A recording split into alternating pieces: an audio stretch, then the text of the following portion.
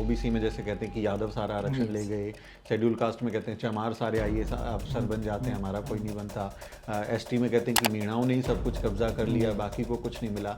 तो ये क्या जेन्युइन मांग है, क्या ऐसा हो रहा है? इसके ऊपर कोई डेटा नहीं है। जब आप शेड्यूल कास्ट का गिनती करते हैं, कास्ट के हिसाब से गिनती करते हैं, लेकिन इसका कोई ऑफिशियल डेटा किसी के पास नहीं है कि इस कम्युनिटी ने खा लिया और उस कम्युनिटी ने खा लिया। कि अगर कुछ लेफ्ट आउट लोग हैं, कुछ छूट गए हैं हमारे आरक्षण के दायरे से ही, भले ही वो अभी तक मुख्य धारा में नहीं शामिल हो पाए, तो ये तो नोबल आइडिया है कि उनको दिया जाए। 16(4) में यदि शेड्यूल कास्ट के लोग नहीं आते हैं तो स्टेट का पावर ही नहीं लागू होगा, नहीं कर सकते हम। तो जब जो कम्युनिटी खुद कह रही है कि हमको फायदा नहीं मिला, तो वो उनके पास भी तो कुछ आधार वो कब होगा ना। कह रही थी? तो जैसे हरियाणा पंजाब में धानक कम्युनिटी होगी, सिकलीगर हो गई, साहसी कम्युनिटी होगी, बाजीगर कम्युनिटी होगी, वो अभी भी मतलब आपको बहुत कम ऐसे लोग मिलेंगे जो पीएचडी जिन्होंने किया है, जो कहीं पे बड़े अफसर बन गए हैं, वो देखने को उनका रिप्रेजेंटेशन नहीं मिलता है। तो जो पीछे छूट गए हैं, आप मतलब अगर हम कम्युनिटी वाइज भी देखें तो बड़े भाई की भूमिका नहीं निभानी चाहिए? जिनकी संख्या ज्यादा है सोसाइटी में, जैसे चमारों की संख्या ज्यादा है, मालाओं की संख्या यदि ज्यादा है, तो उनके ज्यादा लोग दिखेंगे। तो कोर्ट ने ऐसा कोई डेटा नहीं मांगा क्योंकि पंजाब उनके पास डेटा नहीं है, it is not on the data. Supreme Court is not going by the data. Supreme Court said whether you have a competence to do it और नॉट। लेकिन ये मांग जायज है कि नहीं? क्या सब क्लासिफिकेशन होना चाहिए, आरक्षण का बंटवारा होना चाहिए कि नहीं होना चाहिए? उनको बेनिफिट मिलेगा क्या? क्योंकि 70 सालों से यदि उन लोगों को बेनिफिट नहीं मिल रहा है तो ऑल ऑफ अ सडन उन लोगों को बेनिफिट मिलेगा क्या? और जिन लोगों के लोग आरक्षण नहीं खा रहे हैं वो सब लोग पार्लियामेंट में मेंबर हैं और उन कम्युनिटीज के मेंबर हैं, और आप देखेंगे कि वो लोग मिनिस्टर बनते हैं, वो लोग एमएलए बनते हैं, वो एमपीज बनते हैं। तो इस कम्युनिटी ने क्या ये बोलना चाहिए कि वो लोग तो पार्लियामेंट में रिजर्वेशन खा गए? तो दैट मींस तो ये क्रीमी लेयर की तरफ तो नहीं बढ़ रहा है कि सारा का सारा डिबेट आगे चल के सबसे इम्पोर्टेंट फैक्टर क्या है कि सुप्रीम कोर्ट ने ये सब इंदिरा सहानी की प्रॉब्लम है। इस केस में फैसला क्या आने वाला है? कुछ प्रेडिक्शन आपकी कि किस तरफ माहौल है? आर्गुमेंट्स तो आपने देखे होंगे, बाकी का भी सुना होगा। स्टेट गवर्नमेंट को है वो आरक्षण लागू करने की बात है।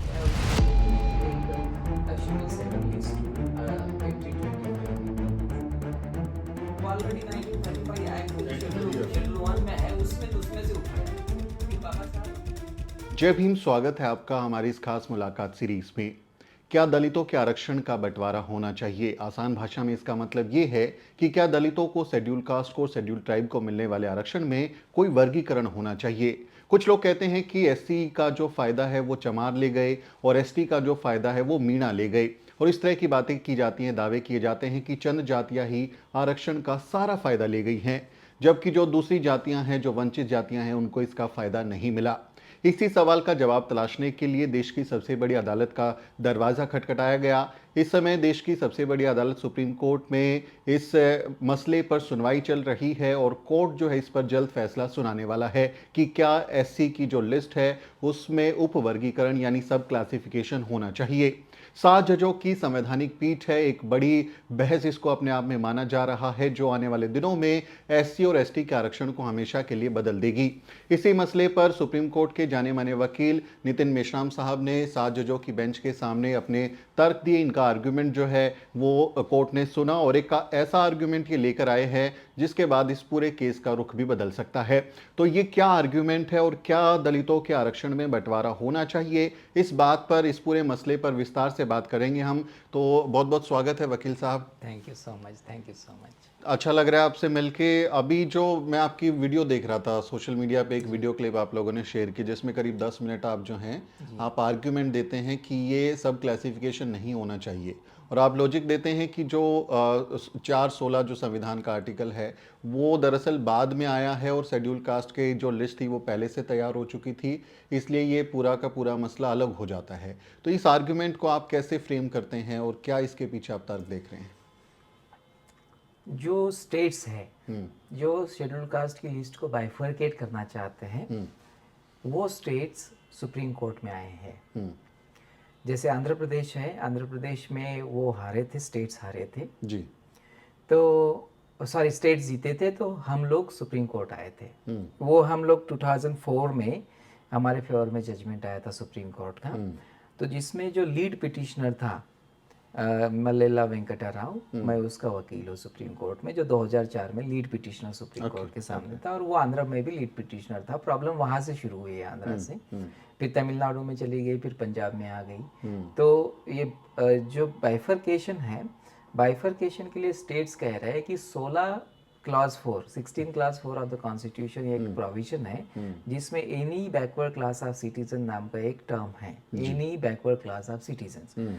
उस बैकवर्ड क्लास ऑफ सिटीजन्स को जब हम आरक्षण देते हैं तो हम लोग अपने पावर्स का इस्तेमाल करते हैं। आप देखेंगे कि जो पावर्स स्टेट गवर्नमेंट को है वो आरक्षण लागू करने की पावर है, और उन लोगों को जो है एक शेड्यूल 7 लिस्ट 2 एंट्री 25 में पब्लिक सर्विसेज नाम का एक एंट्री है। So when you implement the public services that entry upon, तो फिर जो है आपको एक इनकॉम्पिटेंस मिल जाता है कि आप उसमें किस तरह से अपनी सर्विसेज में लोगों की भर्ती करें। तो कह रहे हैं कि हम जब शेड्यूल कास्ट को भर्ती कर रहे हैं तो we are about to look into the people who are left out from the mainstream of the society. तो उनका कहना है कि शेड्यूल कास्ट में जो कुछ लोग हैं they have been left out, उन लोगों का सोसाइटी में कुछ नहीं है और बहुत कम लोग उनके आते हैं। उसकी वजह से जो है हमारा अधिकार 16(4) में आता है, और उनका कहना है कि एंट्री 25 में रीड विद आर्टिकल 246 में उनको को एक्सटेंसिव पावर है। आर्टिकल 163 नाम का एक प्रोविजन है कॉन्स्टिट्यूशन में। तो 163, 246 और एंट्री 25 देखेंगे तो उनका कहना है कि आइदर एग्जीक्यूटिव और द लेजिस्लेटिव एक्शन से हम लोग ये कर सकते हैं, हम उसके लिए ऑर्डिनेंस भी 213 में वो लेके आ सकते हैं। तो उसका कहना है कि हम लोगों को इस एंट्री को बाइफरकेट करने का पावर नहीं है, because that power can only be exercise by the parliament. हम बाइफरकेट नहीं कर रहे हैं, बट हम लोग जब सर्विसेज में किसी को आरक्षण दे रहे हैं तो हमारा दायित्व बनता है कि मोस्ट बैकवर्ड को हम दें। So we found that there are most backward within the SC communities, उन लोगों को ये आरक्षण जाना चाहिए। और उसकी वजह से हम लोगों को वो पावर है, 16(4) में हम लोगों को पावर है। That whole thrust of the argument is that we have a power. तो स्टेट अपने हिसाब से उसमें सब क्लासिफिकेशन वो कह रहा है कि हम ये सब, वो कह रहा है कि हम सब क्लासिफिकेशन भी नहीं कर रहे। वो कह रहा है कि we are not even doing the sub classification, what we are giving is the exact benefit to the people who are in the SC list itself. हम लोग उनको बाहर के लोग नहीं लेके आ रहे, हम लोग एससी लिस्ट में जो लेफ्ट आउट है। बट ये तो नोबल आइडिया है ना कि अगर कुछ लेफ्ट आउट लोग हैं, कुछ छूट गए हैं हमारे आरक्षण के दायरे से ही, भले ही वो अभी तक मुख्य धारा में नहीं शामिल हो पाए, तो ये तो नोबल आइडिया है कि उनको दिया जाए। फिर इस बात का इस पे मैं उसका कोई विरोध नहीं कर रहा हूँ। We are not against it, if you want to give it to them we are not against it, but do you really have a power to do that? मेरा सुप्रीम कोर्ट में आर्गुमेंट था कि let us assume that they have competence under 16 class 4, उन लोगों को competence है और वो इस तरह से कर सकते हैं 16(4) में। क्या वो शेड्यूल कास्ट के लोग 16(4) में आते हैं? 16(4) में यदि शेड्यूल कास्ट के लोग नहीं आते हैं तो स्टेट का पावर ही नहीं लागू होगा। तो जब स्टेट का पावर नहीं लागू होगा तो how will you bifurcate them, how will you reclassify, how will you sub classify, है ना? How will you give them the preference to certain communities only? नहीं कर सकते आप। तो हमारा ये आर्गुमेंट है कि 16(4) में जो है शेड्यूल कास्ट के लोग नहीं आते, लेकिन 1961 में और फिर 1992 में सुप्रीम कोर्ट ने, और 1961 से लेकर 1992 तक सुप्रीम कोर्ट ने कुछ जजमेंट्स दिए हैं। Later on also Nagaraj judgment आया, सब्सिक्वेंट कॉन्स्टिट्यूशनल अमेंडमेंट्स आई है, बहुत सारी कॉन्स्टिट्यूशनल अमेंडमेंट्स आई है। उसमें उनका कहना है कि सुप्रीम कोर्ट का कहना है कि बैकवर्ड क्लासेस ऑफ सिटीजन्स जो है उसमें SC ST भी इंक्लूडेड है। हम लोगों ने कहा कि ये सारे जजमेंट गलत है और इस सारे जजमेंट्स को आपको रिविजिट करना पड़ेगा। यही मेरा चीफ जस्टिस ने तभी तो बोला कि फिर तो हमको सारे के सारे ये फैसले जो हैं बदलने पड़ जाएंगे जो अब तक हैं।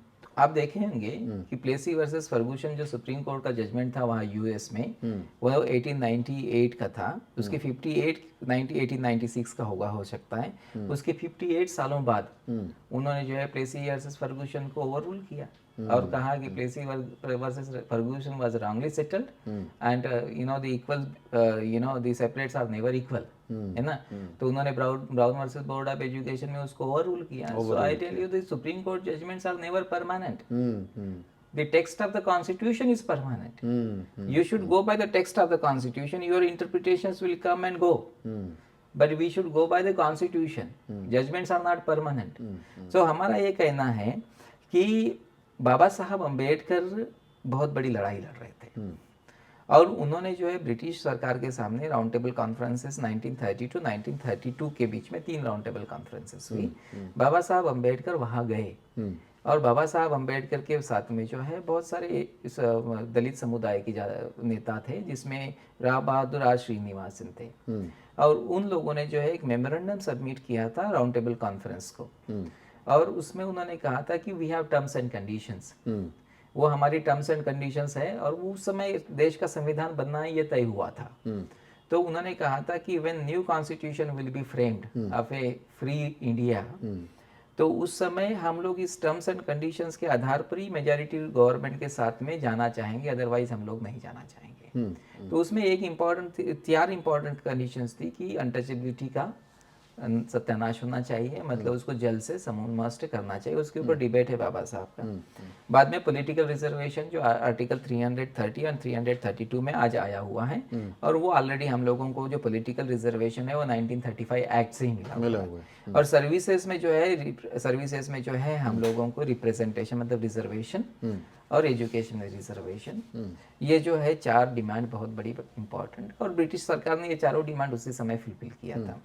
When the constitution was being drafted, तो फर्स्ट ड्राफ्ट बनना था संविधान का। तो फर्स्ट ड्राफ्ट बनने के पहले ही फर्स्ट ड्राफ्ट तो कॉन्स्टिट्यूशनल एडवाइजर्स जो लोग थे, कर्मचारी थे जो संविधान सभा के, उन लोगों ने एक फर्स्ट ड्राफ्ट बनाया था टेंटेटिवली। ऑब्वियसली ये जो सभा के लोग थे उन लोगों की मर्जी से ही वो फर्स्ट ड्राफ्ट बनाया गया था, उनके पायलट किया था उन्होंने, but they were constitutional advisers, तो पूरे दुनिया भर में ट्रैवल कर रहे थे, दे वेर एग्जामिनिंग व्हाट कौन सा कॉन्स्टिट्यूशन क्या है। तो उसमें आप देखेंगे कि जुलाई 1947 में even before the independence was declared, this is very something very peculiar. ये इससे आगे मैं एक क्लू दूंगा कि 1947 जुलाई में ही 25 जुलाई 1947 में ही बाबा साहब अम्बेडकर जो माइनॉरिटी सब कमेटी थी उसमें पटेल भी थे, मतलब और बाबूजी भी थे, बाबू जगजीवन राम। तो ये माइनॉरिटी सब कमेटी की जो एक माइनॉरिटी सब कमेटी जो थी वो एडवाइजरी कमेटी थी, उसकी एक सब कमेटी थी। उसमें एक डिसीजन हुआ था कि शेड्यूल कास्ट को रिजर्वेशन देना है कि नहीं देना है जी। तो उसमें 3 इश्यूज के ऊपर डिस्कशन हुआ है। पहला डिस्कशन ये हुआ है कि शेड्यूल कास्ट को पॉलिटिकल रिजर्वेशन देना है क्या, यस, वोटिंग हुआ है, यस देना है। फिर दूसरा पॉलिटिकल रिजर्वेशन, फिर शेड्यूल कास्ट को सर्विसेज में रिजर्वेशन देना है क्या। तो उसमें 2 चीजें थी कि जो सर्विसेज जिसमें कंपटीशन नहीं होता, जो डायरेक्टली ऐसे भरी जाती है डायरेक्ट रिक्रूटमेंट से, तो आपके पास परसेंटेज है इतने, आप इतने परसेंटेज में आते हैं तो आपका जो है you are eligible, deemed to be eligible, so you are in within that bracket, तो आपको भर दिया गया। तो उसके लिए सब लोगों ने कहा कि 16 वोट हमारे फेवर में, 1 वोट हमारा अगेंस्ट है। तो 16 वोटों से हम जीत गए हैं उसमें। फिर दूसरा क्वेश्चन ये आया कि शेड्यूल कास्ट को उसमें आपको कॉम्पिटिटिव एग्जामिनेशन से, जैसे यूपीएससी है, पब्लिक सर्विस कमीशन है, उससे जब सर्विसेज भरी जाएगी, नौकरियां दी जाएगी, उसमें भी आरक्षण होगा क्या। उसमें हम लोगों को 5 वोट कम मिला है, हम लोग 11 वोट से जीते हुए हैं, 11 वोट मिला है और 6 वोट हमारे अगेंस्ट में है। तो हम लोग वहां सेटल हुआ है। And then I tell you कि जब फर्स्ट ड्राफ्ट बना, उसके बाद में फर्स्ट ड्राफ्ट बना, और जब उसके बाद में फर्स्ट ड्राफ्ट बना तो that came in the first draft itself. कहा कि आर्टिकल उस समय आर्टिकल 226 था, जो फर्स्ट ड्राफ्ट आर्टिकल 226 था, जिसको आज 335 कहते हैं, 335 कहते हैं। उसमें पहली बार ये आया कि एससी को और एसटी को भी माइनॉरिटी के फॉर्म में रिजर्वेशन आया। तो उस समय जो है जो एससी की लिस्ट है वो शेड्यूल 10th में हुआ करती थी और एसटी की लिस्ट शेड्यूल 11 में हुआ करती थी। और 226 में उन्होंने कहा था कि एससी एसटी को रिजर्वेशन माइनॉरिटी के इसमें, माइनॉरिटी इसमें दिया था। उन्होंने जो शेड्यूल कास्ट का डेफिनेशन है वो ऑलरेडी 1935 एक्ट के जो Act में दिया हुआ है। शेड्यूल 1 में है उसमें से उठाया है। फिर बाबा साहब अंबेडकर ने जो है 48 में, अगस्त 48 में दूसरा ड्राफ्ट बनाया, जो कि ड्राफ्टिंग कमेटी ने बनाया बाबा साहब के नेतृत्व में। तो उस ड्राफ्ट में बाबा साहब अंबेडकर ने 2 इंपॉर्टेंट चीजें की। पहला एक इंपॉर्टेंट चीज ये किया कि 335 जो है, 335 में उन्होंने संविधान में लिखा, और 335 संविधान में लिखा, लेकिन उस समय तक एक बड़ी डेवलपमेंट देश में हुई थी कि माइनॉरिटी जो कम्युनिटीज थी, जैसे मुस्लिम्स है, सिख्स हैं, पारसीज है, एंग्लो इंडियंस है, ऐसी 7 कम्युनिटी देश में थी जिनको आरक्षण पॉलिटिकल और सर्विसेज में आरक्षण दिया गया था। लेकिन पारसी कम्युनिटी, सिख कम्युनिटी और मुस्लिम समुदाय, ये लोग सरदार पटेल के पास गए। वो उस कमेटी के, सब कमेटी के चेयरमैन थे। उनके पास गए और डिप्टी प्राइम मिनिस्टर थे। उनके पास गए और उन्होंने कहा कि हम लोग इस आरक्षण को छोड़ देते हैं। तो सरदार पटेल कहा कि ठीक है, आप ये आरक्षण को छोड़ देना चाहते तो हमें कोई दिक्कत नहीं है। तो उन्होंने छोड़ दिया आरक्षण। आरक्षण छोड़ने के बाद मामला जो है ये सरदार पटेल ने एक लेटर लिखा कॉन्स्टिट्यूएंट असेंबली के चेयरमैन को, जो राजेंद्र प्रसाद थे, उनको, प्रेसिडेंट को एक लेटर लिखा कि ये आरक्षण छोड़ना चाहते हैं। तो माइनॉरिटी की 6 कम्युनिटी छोड़ रही है, पारसी, सिख, जैन, एंग्लो इंडियन से जो 6 कम्युनिटीज है, उन्होंने उसको वॉलंटरीली गिवन अप किया, क्योंकि उनका कहना है क्या कि हम मेन स्ट्रीम लाइफ में रहना चाहते हैं, मेन स्ट्रीम लाइफ में रहना चाहते हैं। Several considerations must be there, I tell you. कोई एक कंसीडरेशन नहीं होगा, पर्सनल लॉज की डिमांड रखी थी, बहुत सारी कंसीडरेशंस हो सकते हैं। उनका पार्टीशन का टाइम था, उनको नहीं लग रहा होगा कि हम लोग एक माइनॉरिटी की तरह जिए, दैट काइंड ऑफ थिंग, ऐसा भी हो सकता है। तो उन्होंने छोड़ दिया। जब ये मामला, फिर इन्होंने कहा कि जब इन लोगों ने छोड़ दिया है, तो पटेल ने एक लेटर लिखा कि इसीलिए आर्टिकल 335 में सुटेबल अमेंडमेंट किया जाए।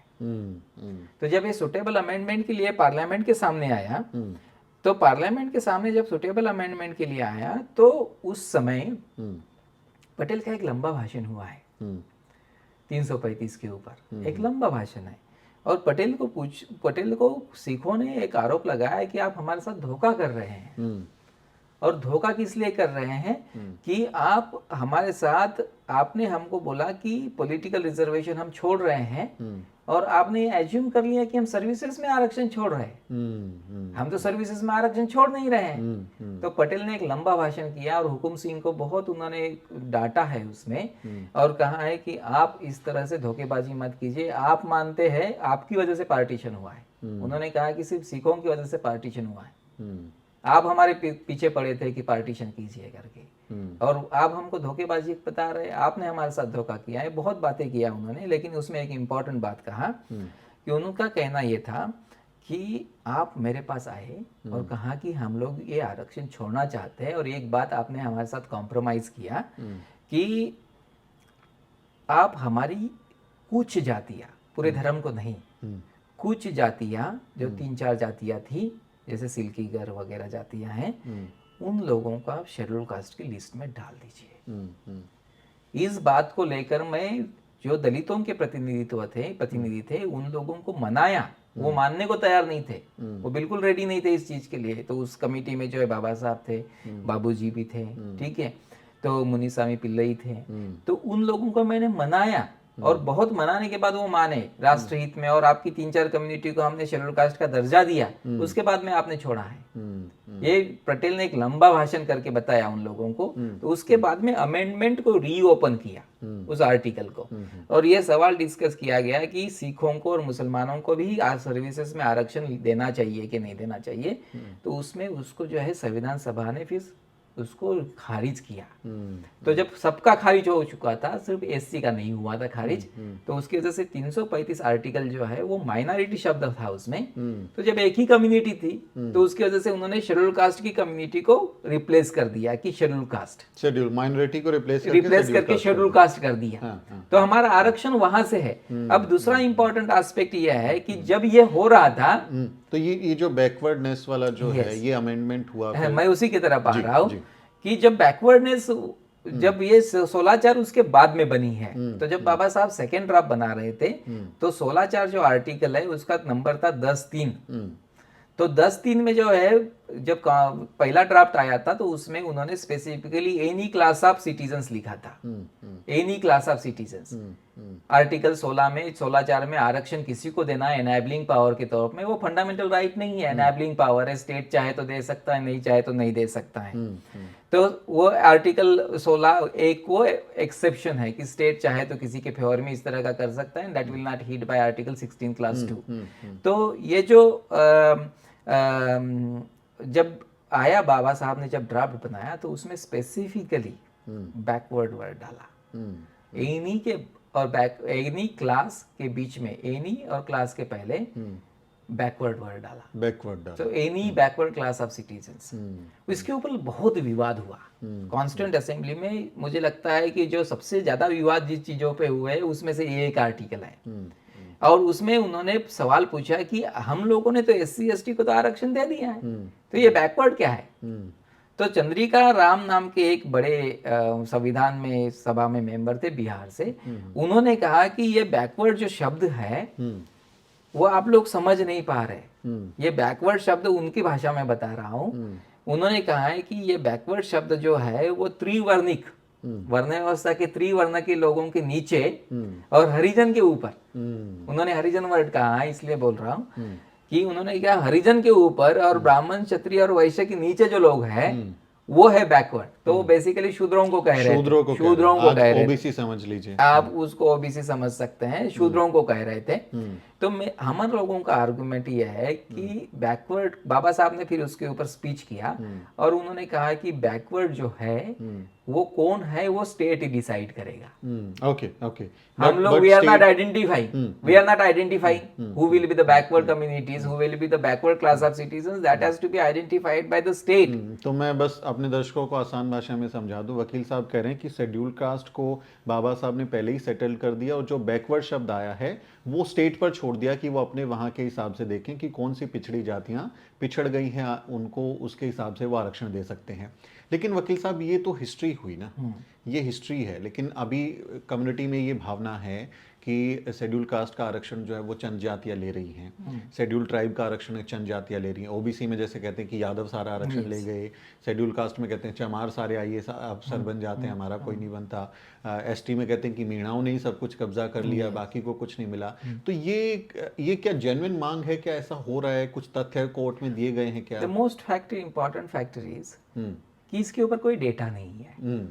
जब आप शेड्यूल कास्ट का गिनती करते हैं, कास्ट के हिसाब से गिनती करते हैं, लेकिन इसका कोई ऑफिशियल डेटा किसी के पास नहीं है कि इस कम्युनिटी ने खा लिया और उस कम्युनिटी ने खा लिया। अभी एक सिंपल एग्जांपल बताता हूँ कि 2016 और 17 में हमारे देश में एक शेड्यूल कास्ट की एक लड़की देश में टॉप किया था UPSC में, टीना डाबी। आप मुझे बताइए, कोई एक चमार कम्युनिटी से, कोई ये माला कम्युनिटी से, कोई महार कम्युनिटी से कोई एक व्यक्ति हो जिसने टॉप किया हो UPSC के थ्रू, और उनकी पूरी फैमिली में 2 लड़की IAS है, दोनों लड़कियां, तो अब वो तो चमार जाति से नहीं है। तो डेटा हम लोगों के पास कहाँ है? हम लोगों के पास डेटा नहीं है जिसके आधार पर हम प्रूव कर रहे थे। तो डेटा बताएगा, सपोज इन केस कि अभी कई सारी कम्युनिटीज है। 91 के बाद में क्या हुआ? 91 के बाद में इस देश में जैसे ग्लोबलाइजेशन आया, ग्लोबलाइजेशन ने इस देश में I think around 3 billion people को गरीबी से बाहर निकाला है।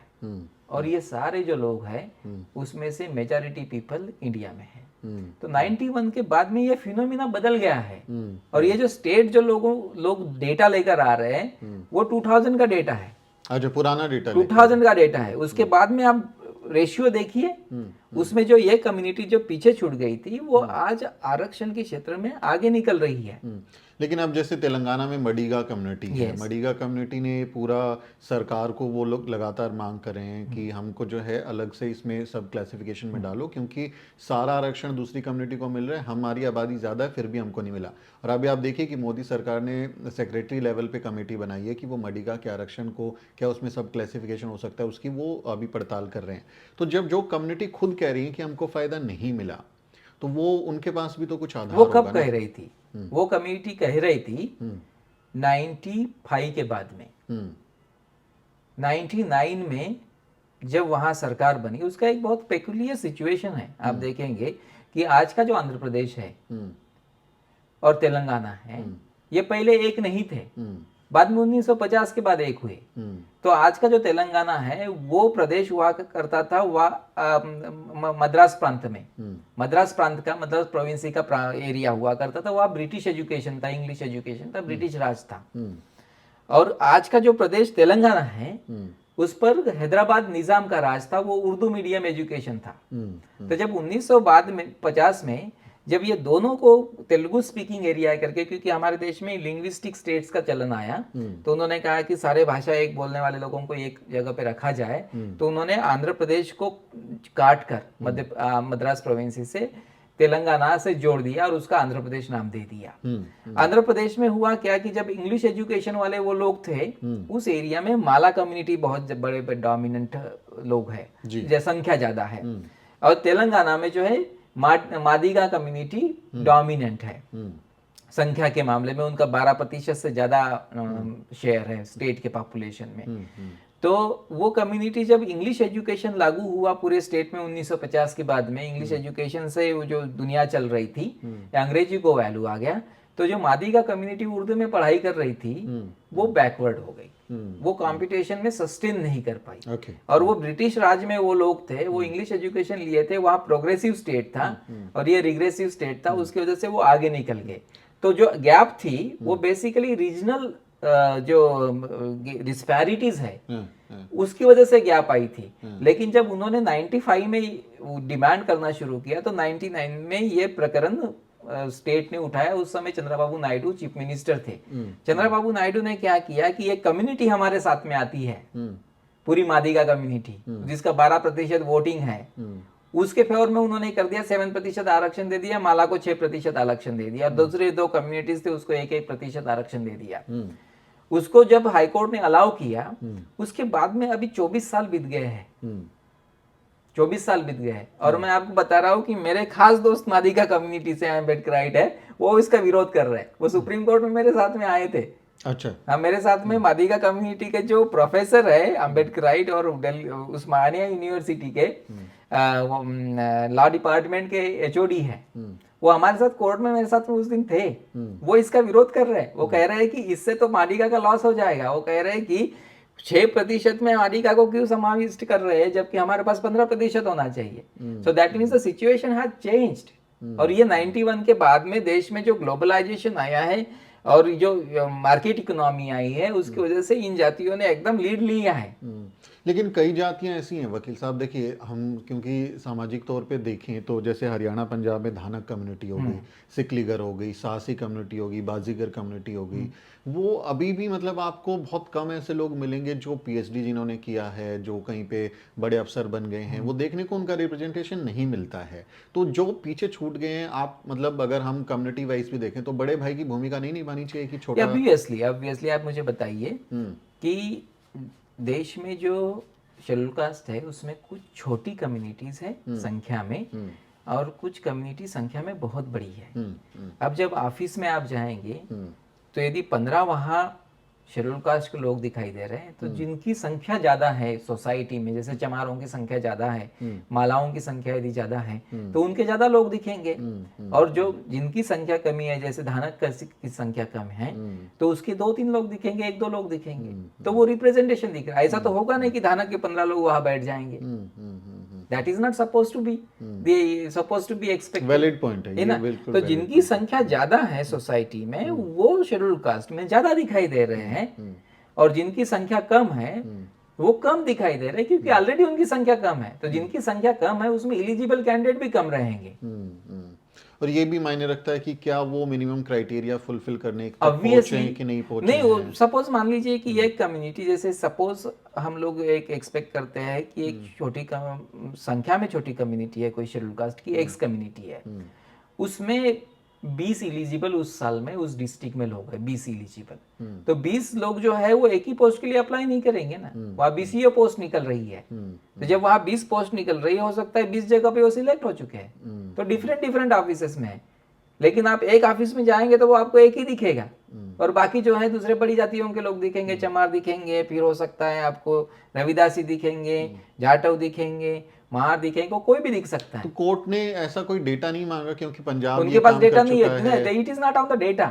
Supreme Court is not going by the data, Supreme Court said whether you have a competence to do it और नॉट। अच्छा, ये सिर्फ आपकी शक्तियों पर कॉन्स्टिट्यूशनल कि आपके पास संवैधानिक शक्तियां हैं कि नहीं है। तो इसीलिए हमने कहा कि you have right to do it, we are not objecting that the states do not have right to do it, but you do not have power upon schedule caste. Okay, हमारा ये कहना है आप कि ओबीसी में ऐसा कर सकते और हैं, 335 में इस तरह का बैकवर्डनेस नाम की कोई चीज नहीं है, इनएडक्वेसी ऑफ रिप्रेजेंटेशन नहीं है, वहां जो है compelling circumstances and enabling power नहीं है। 335 जो आरक्षण है वो सीधे सीधे अनकंडीशनल है, लागू करना है, तो उसमें जो है तो वो पावर नहीं है। कॉन्स्टिट्यूशनल रिजर्वेशन हो गया basically. Yes, that is a constitutional reservation and that is a right, that is a claim. 16(4) में जो है वो राइट नहीं है, that is just a kind of state enabling affirmative action, वो राइट नहीं है। वो उसको बंद भी कर सकता है, कभी भी लेकिन शेड्यूल कास्ट वाले को नहीं नहीं कर सकता। तो हमने कहा कि if Parliament wants to do it they will still not be able to do it. क्यों? क्योंकि उसके लिए उनको कॉन्स्टिट्यूशन में अमेंडमेंट लाना पड़ेगा। पार्लियामेंट सिंपल कानून से नहीं कर सकता, they will have to amend the constitution. So मैंने 4-5 और आर्गुमेंट किए हैं जो हमने लिखित में दिए हैं। हमारा कहना यह है कि ये जो लिस्ट है वो होमोजीनियस क्लास ऑफ पीपल है, जैसा स्टेट का कॉम्पिटेंस नहीं है। तीसरा इंपॉर्टेंट चीज है that can only be done by the parliament, and important factor is that when the president while acting under 341, जब प्रेसिडेंट ने एक लिस्ट बनाया है और उन्होंने कहा ये शेड्यूल कास्ट है, तो स्टेट अलग से कोई एक जाति उठाकर कह सकती है क्या कि ये जाति ज्यादा बैकवर्ड है। Will it not affect the presidential power? जब आप प्रेसिडेंट ने कोई एक चीज एक बार कर लिया है, आप प्रेसिडेंट के ऊपर नहीं है, तो will it not undermine the president's power कि प्रेसिडेंट ने जो एक सेटल्ड कर दिया है आप उसको अनसेटल करना चाहते हो?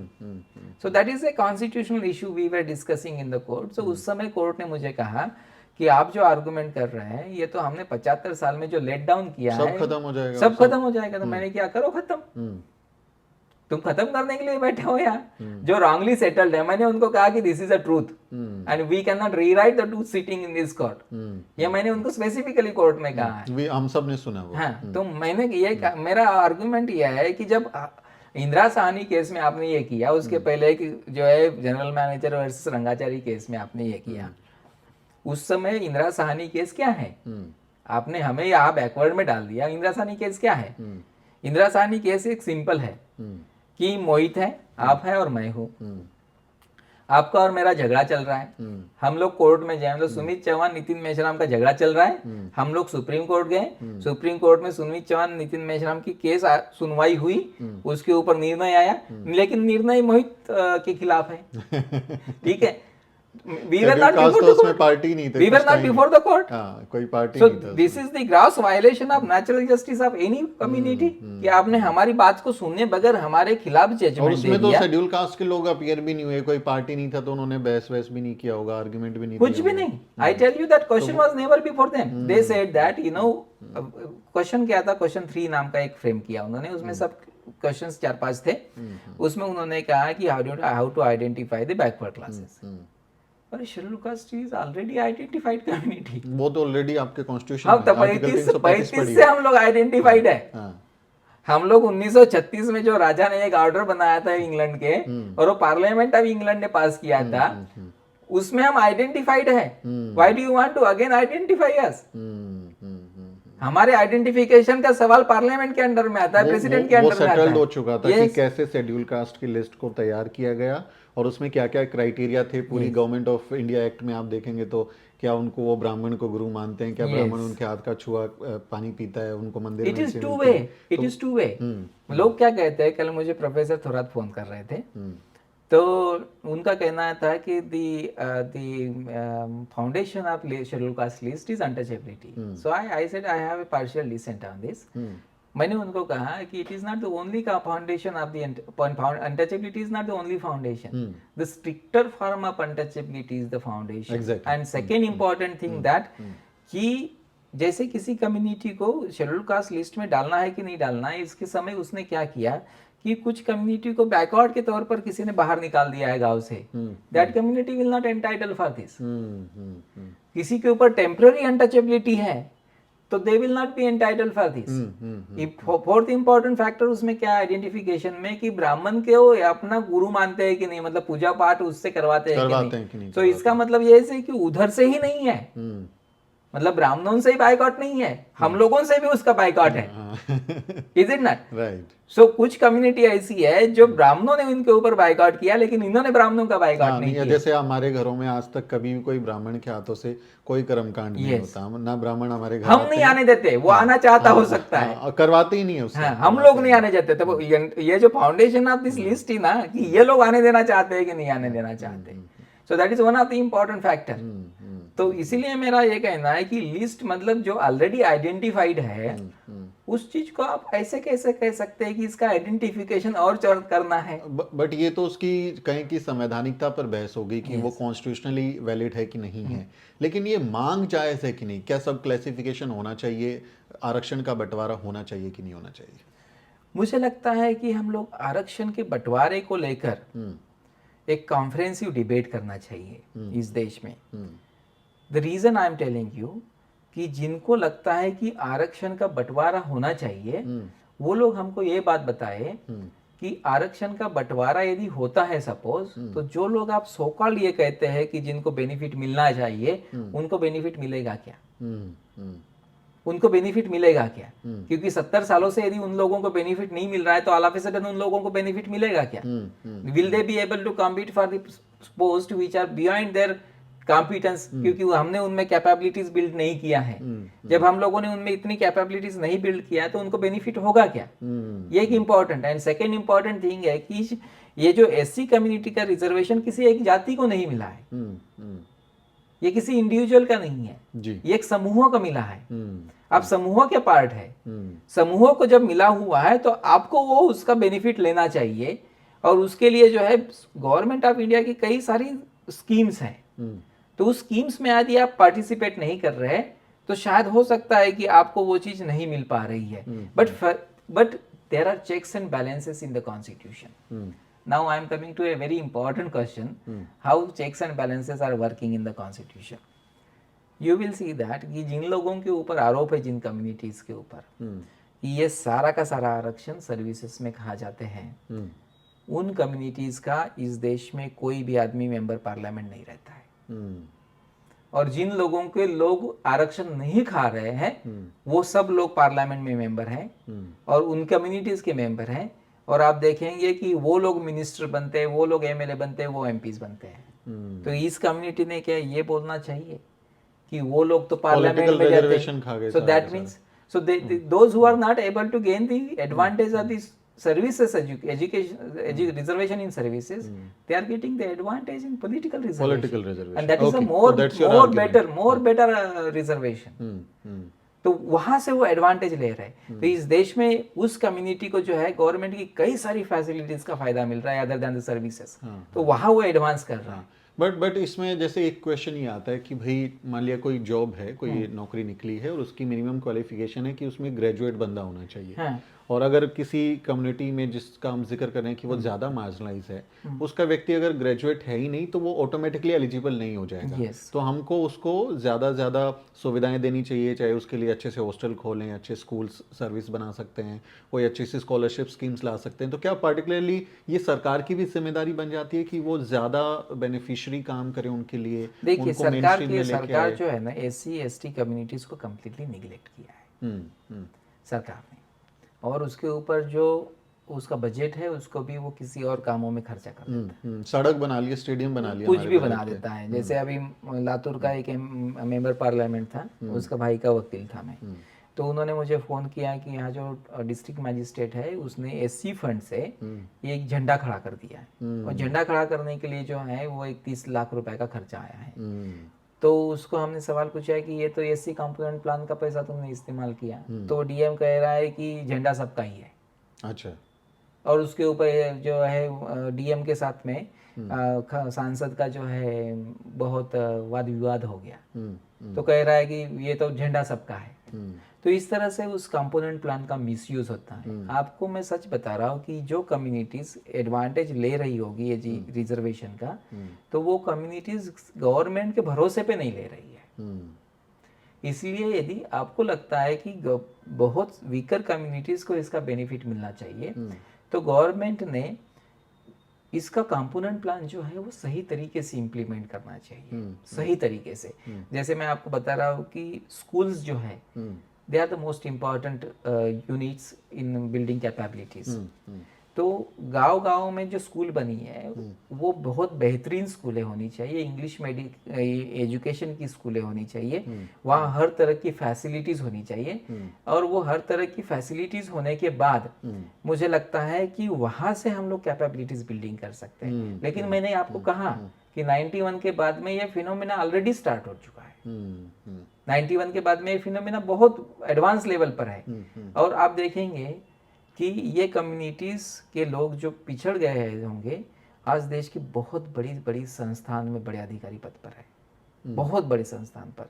सो आप देखेंगे कि ये जो यदि आप सर्वे करेंगे तो आपको फैक्टर कुछ डिफरेंट दिखाई देगा। तो एक तो पहले तो डेटा होना चाहिए कि डेटा ही नहीं है, आपको पता चले कि कौन सी कम्युनिटी के लोग कितने, उनकी संख्या कौन से विभाग में है, कहाँ पर है, तो ताकि हमारी एक बेटर अंडरस्टैंडिंग बन सके। क्योंकि नहीं, लोग कहते हैं, देखिए मेरे पूरे परिवार में कोई आदमी नहीं है जिसने रिजर्वेशन का बेनिफिट लिया, इवन मैं भी कोई रिजर्वेशन का। हो सकता है मेरी पूरी नेक्स्ट जनरेशन उसका रिजर्वेशन का बेनिफिट ना ले, हम लोग स्टांस सपोर्टर है इसका, बहुत हम लोग समर्थन करते हैं। लेकिन ये कम्युनिटी का देखिए कि हम लोगों ने नहीं लिया है। जो थोड़ा बेनिफिशियल हो रहे हैं वो गिव अप भी कर रहे हैं, वॉलंटरीली है वो। नहीं, इट्स नॉट गिविंग अप। हो सकता है हम लोग इलिजिबल ही नहीं पड़ रही है, हम लोग वहाँ इलिजिबल ही नहीं है, वो या फिर वो चांस मेरे जिंदगी में नहीं आया। नहीं, ये एक वैलिड पॉइंट है, क्योंकि हम भी जैसे हमारे केस में देखें कि मेरे पिताजी को चपरासी की नौकरी आरक्षण की वजह से मिली थी, लेकिन उस चपरासी की नौकरी से जो मुझे पढ़ाई लिखाई करने का मौका मिला, पढ़ने का मौका मिला, अब मैं जहाँ प्राइवेट चैनलों में काम करके वहाँ कोई रिजर्वेशन नहीं था, तो मैंने अपने करियर में नौकरी में कभी रिजर्वेशन नहीं। आई टेल यू, मेरे पिताजी नागपुर में, अभी हमको जरूरत नहीं है, मुझसे आगे बढ़ गए, तो हमने कहीं ना कहीं कम्युनिटी के लिए वो छोड़ा है, वो कि आप उसका फायदा लीजिए। मेरे पिताजी नागपुर में रिक्शा चलाते थे, साइकिल रिक्शा। तो मेरे पिताजी जब साइकिल रिक्शा चलाते थे तो उनको वहाँ कुछ बेनिफिशियल नहीं लगा, तो वो गढ़चिरौली डिस्ट्रिक्ट महाराष्ट्र में एक बहुत पिछड़ा डिस्ट्रिक्ट है, वो वहाँ माइग्रेट हो गए और वो मजदूर थे। ठीक है, अब मजदूरी करते समय वो कैपेबिलिटीज बिल्डिंग नहीं हुआ उनके बीच में। ठीक है, तो उसकी वजह से मेरे परिवार में किसी ने आरक्षण का बेनिफिट नहीं लिया, नहीं हो पाया, वो संभव नहीं हो पाया। ठीक है, तो मैं जिस क्षेत्र में आया उस क्षेत्र में तो ऑलरेडी आरक्षण नहीं है, और वहां तो बड़े पैमाने पर सुप्रीम कोर्ट में और हाई कोर्ट्स में जातिवाद है ना, जातिवाद के अड्डे हैं सुप्रीम कोर्ट और हाई कोर्ट्स, है ना। यहाँ जज जातिवाद करता है, या रजिस्ट्री के लोग जातिवाद करते हैं ना, जजों की नियुक्ति में जातिवाद होता है। तो यहाँ ऐसी स्थिति में हम लोगों का आरक्षण ये काफ़ी इंटरेस्टिंग डिबेट है, मुझे लगता है हमको और ज़्यादा बात करने की ज़रूरत है ताकि हम इस पर अपना ओपिनियन बना सकें, क्योंकि बहुत ज़रूरी मसला है, सेंसिटिव भी मसला है। ये जो आर्ग्यूमेंट्स आ रहे हैं कि जो शेड्यूल कास्ट और शेड्यूल ट्राइब में कम्युनिटीज़ पिछड़ गई हैं उनको ज़्यादा फ़ायदा पहुंचाओ, जो जिनको फ़ायदा पहुंच चुका है, जो मिल चुका है, जिनको फ़ायदा, उनको अब हटाओ, तो ये क्रीमी लेयर की तरफ तो नहीं बढ़ रहा है कि सारा का सारा डिबेट आगे चल के सबसे इम्पोर्टेंट फैक्टर क्या है कि सुप्रीम कोर्ट ने, ये सब इंदिरा साहनी की प्रॉब्लम है। इंदिरा साहनी ने बिना सुने हमारे खिलाफ फैसला दिया, कहा कि सब क्लासिफिकेशन हो सकता है, तो स्टेट्स का कहना ये है और राज्यों का भी, और फिर एक जर्नैल सिंह जजमेंट में वहाँ आर्गुमेंट हुआ है कि जब आप ओबीसी का क्रीमी लेयर लगा सकते हो तो OBC comes under the backward class of citizens under 16 class 4, तो एससी में कैसे नहीं हो सकता है? They are also part of backward classes of citizens, तो उसकी वजह से इनका भी हो सकता है क्रीमी लेयर। तो ये इंदिरा साहनी की प्रॉब्लम है। क्रीमी लेयर है कि नहीं? हमारा जो आरक्षण है एससी का, दैट इज अनकंडीशनल, उसके ऊपर कोई कंडीशन नहीं है, and that is not because we are backwards, we were this distinct element in the society, we were minorities, we were not backwards, we were not poor, though we are poor and we are backward, but for that purpose we were not backward and poor. इसकी वजह से हमको unconditional मिला, वो unconditional है। ये argument अब तक सुप्रीम कोर्ट में अभी तक नहीं हुआ है, और जब हमने आर्गुमेंट करने की कोशिश किया तो मुझे लगता है कि वो they were very surprised by it. उनको लगा कि ये हो सकता है कि उन्होंने कभी सोचा नहीं होगा कि that kind of argument will also be made before the court. लेकिन देर आए दुरुस्त आए, सच्चाई को आपके कब तक ढक कर रखेंगे, सूरज तो एक दिन उगना है। तो आपने क्योंकि आर्गुमेंट भी किया, मैं आखिरी सवाल ले रहा हूँ, बातचीत में आगे हम फिर आपसे मैं चाहूँगा कि किसी दिन हम बैठें और इस पर बात करें। जी। ये अब इस केस में फैसला क्या आने वाला है? कुछ प्रेडिक्शन आपकी कि किस तरफ माहौल है? आर्ग्यूमेंट्स तो आपने देखे होंगे, बाकी का भी सुना होगा। क्या माहौल बन रहा है? इस क्लासिफिकेशन की तरफ जाएंगे या उसको वो रद्द कर देगा सुप्रीम कोर्ट? डिपेंड करता है कि इस बीच में सोसाइटी कैसे रिएक्ट करता है, क्योंकि जजमेंट जब लिखे जा रहे हैं तो ऐसा तो नहीं है कि जजेस ब्लाइंड है या डेफ है। They are also hearing from the societies, country, इधर उधर से सुनते रहे हैं। So that those things also make difference. Of course मतलब इन चीज़ों का कोई समर्थन नहीं किया जा सकता कि आप कोर्ट के जजमेंट्स को इन्फ्लुएंस करो एक्सटर्नल फैक्टर से, ऐसा नहीं होता है। लेकिन this is how the system works. ठीक है, तो सोसाइटी कैसे रिएक्ट करती है इन चीज़ों को, I think that will also make a difference on this.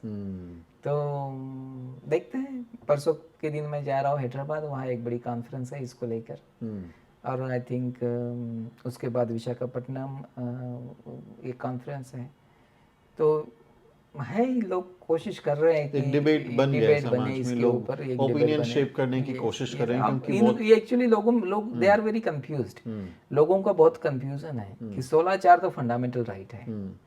ये एक लोगों में किसी ने एक मिस इंफॉर्मेशन फैला दिया है कि 16(4) तो फंडामेंटल राइट है। नितिन मेश्राम तो कह रहा है कि 335 है वहाँ हमारा, तो वो तो फंडामेंटल राइट नहीं है। सो व्हेन यू हैव, बाबा साहब ने जब खुद ही लिखा है 335, तो आप बाबा साहब से तो ज्यादा होशियार हो नहीं। ठीक है, और 16(4) तो फंडामेंटल राइट नहीं है। जब 16(4) फंडामेंटल राइट था तो ओबीसी का आरक्षण 1950 में क्यों नहीं लागू हुआ? Is it not? या फिर आपका आरक्षण रिजर्वेशन इन प्रमोशन वहां पे क्यों नहीं है? रिजर्वेशन इन प्रमोशन के लिए अलग से फिर जो है अमेंडमेंट क्यों लाना पड़ा कॉन्स्टिट्यूशन में इंदिरा साहनी के जजमेंट के बाद, यदि आपका फंडामेंटल राइट है तो?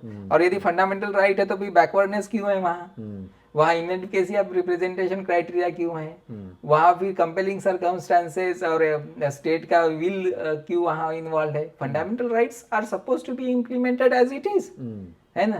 थ्रेशोल्ड जैसे जिस दिन कॉन्स्टिट्यूशन लागू हुआ उस दिन लागू होना चाहिए। तो कॉन्स्टिट्यूशनल राइट तो हमारा लागू हो गया जिस दिन संविधान लागू हुआ उस दिन, और उसके पहले भी हम लोगों का था। तो people have to make a very nice judgement about this कि कॉन्स्टिट्यूशन मुझे लगता है कि हमारा सोसाइटी अभी संविधान से उसको समझने में बहुत लंबा दूर है। उन लोगों को नहीं आता है। ये मुझे लगता है कि अभी हम सब कहीं ना कहीं अपने ओपिनियन बनाने की कोशिश कर रहे हैं। एक अभी समझ बन रही है, इस बारे में डिबेट समाज में हो रही है कि क्या सब क्लासिफिकेशन होना चाहिए, क्योंकि कई जातियां विद इन कम्युनिटी ऐसा कह रही हैं कि उनको आरक्षण का फ़ायदा नहीं मिला है। हमें उनकी भी बात सुननी होगी और हमें कानून संविधान के भी पहलुओं को ध्यान में रखना होगा। तो बहुत बहुत शुक्रिया वकील साहब कि आपने अपना वक्त दिया, और मुझे उम्मीद है मेरे दर्शकों को भी इससे अपना समझ बनाने में आसानी हुई होगी। जो एडवोकेट नितिन मेश्राम ने अपने तर्क दिए हैं, जो इनके आर्गुमेंट है, उस पर आप क्या सोचते हैं? सब क्लासिफिकेशन को लेके आपके क्या ओपिनियन है? क्या आपको लगता है कि क्या विद इन SC/ST कम्युनिटी सब क्लासिफिकेशन होना चाहिए? आप कमेंट करके ज़रूर बताएं, क्योंकि आप और हम सब मिलकर एक दूसरे से सीख सकते हैं। आपसे ये भी अपील है कि वीडियो को शेयर करें ताकि ज़्यादा संख्या में लोग इस वीडियो से लाभ ले सकें। इस बातचीत पर अभी यही विराम लगाते हैं, लेकिन आने वाले दिनों में इस अहम मसले पर हम सुप्रीम कोर्ट की कार्रवाई और सुनवाई पर भी अपनी नज़र रखेंगे और कोशिश करेंगे कि आपके लिए कुछ ऐसी ही दिलचस्प बातें लेकर आएं। बहुत बहुत शुक्रिया साथियों। मेरा नाम सुमित चौहान है और इस वीडियो इंटरव्यू को रिकॉर्ड करने में मेरी मदद कर रहे मेरे सहयोगी मोहित कुमार। फिर मुलाकात होगी। जय भीम। साथियों, अगर आपको द न्यूज़ वीक का काम पसंद है और आप चाहते हैं कि हम यूं ही अम्बेडकरवादी पत्रकारिता करते रहें, तो हमारी आर्थिक मदद जरूर करें। आप अपनी स्क्रीन पर दिखाई दे रहे इस QR कोड को स्कैन करें और न्यूज़ वीक फाउंडेशन के खाते में अपनी दान की राशि भेजें। QR कोड के अलावा आप UPI के जरिए भी मदद कर सकते हैं। आप हमारी UPI ID newsweek@yes bank पर भी मदद भेज सकते हैं। इसके अलावा आप हमारे अकाउंट में भी मदद भेज सकते हैं। खाते का नाम है Newsweek foundation, account number है 02358800000640। IFSC कोड है YESB000235। बैंक का नाम यस बैंक है और ब्रांच है नेहरू पैलेस, दिल्ली। आप डोनेशन के एवज में इनकम टैक्स में भी छूट पा सकते हैं। डोनेशन की रसीद पाने के लिए ट्रांजैक्शन का स्क्रीनशॉट हमें भेजें। टाइप करें डोनेशन स्पेस आपका नाम और हमें 8595794224 पर व्हाट्सएप करें।